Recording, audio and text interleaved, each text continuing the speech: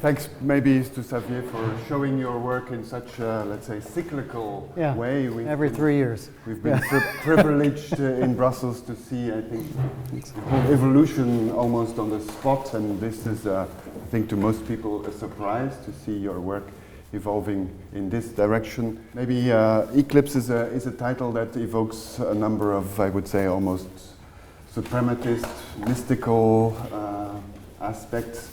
I remember your titles to be more murky and more visceral. Is there a new phase in your life?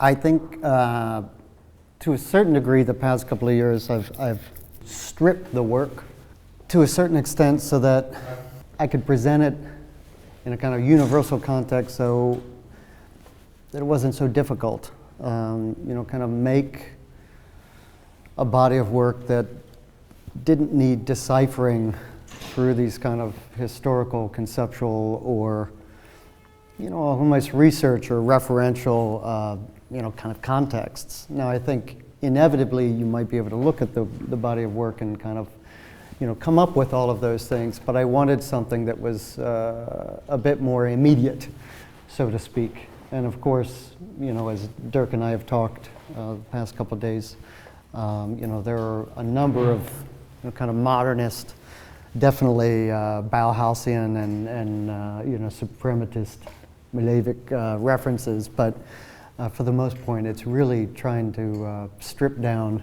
not only the context of my own history, but my kind of conditioning. Then there's also the thing of the materials, because you can say that, the craft, you see a lot of people from your generation and younger that go back to, I would say, the 20s and the 30s, the collage.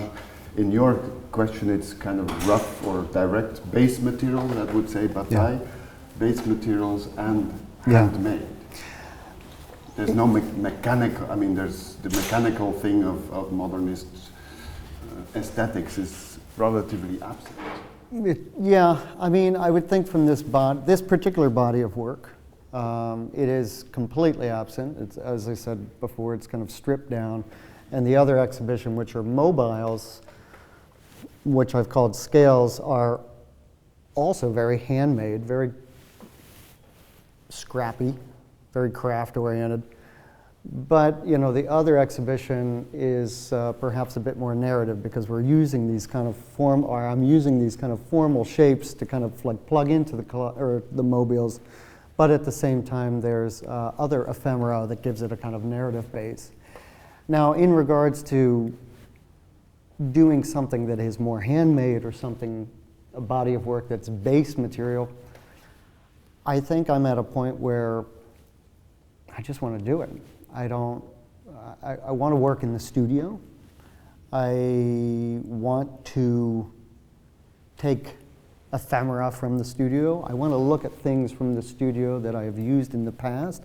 I want to take fragments of previous works and kind of incorporate them into newer bodies. You touch in this double show on two high modernist tropes, although at that moment they didn't know it, is the mobile, the chance factor. Mm-hmm. So movement, the chance factor, Duchamp's hanging, the saying of Man Ray, you can just put objects on a ironing board and just look at it. But here you are touching upon, I would say, the cutout. Yeah. And the cutout being one of the elements of high modernists, a pure form. To have a form that is in and of itself as a pure presence, which has been, in the case of Hans Arp, shaped by nature or by chance, and by kind of unforeseen hand. And comes to my mind when I walked in is Ellsworth Kelly, of course. But then you also mix up things. There's another piece that made me think of Bob Motherwell's homage to the to the Spanish Revolution. So this kind of, let's say, high abstract expressionism, and then the door that led to something came after, which is minimalism and beyond. But there's this Ellsworth Kelly-esque, if you look at that, but the positive and negative, you just kind of flip them around. I hope so. Yeah. No, I think to I have 3 kids, and you know, I think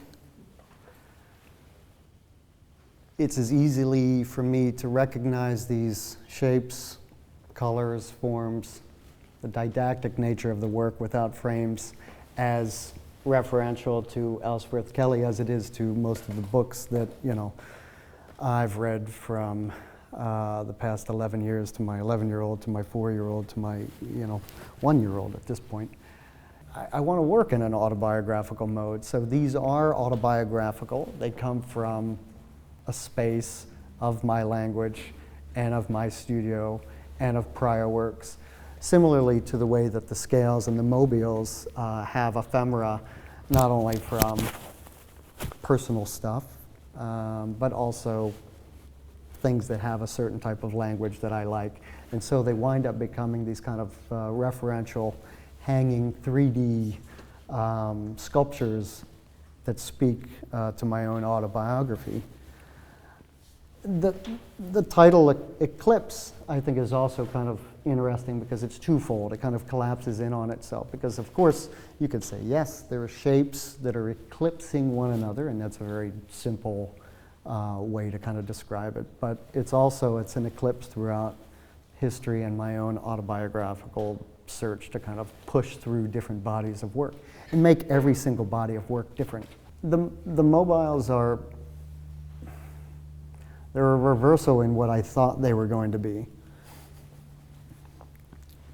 Because when I first started thinking of mobiles, I immediately went to my kind of, my teachers or my friends, like Chris Burden or, you know, Mike Kelly or Jason Rhodes. You know, this is a group of California artists that were making things that hung, you know, and it was kind of weight ratios. I mean, particularly for Chris Burden, it's a very American perspective of ratio, and I know Chris, and I've talked to him before about this, and he's always balancing, you know, and I think for Chris it's a very, very strong need to take things that weigh the same and to see how you can get to a point where you can level it out.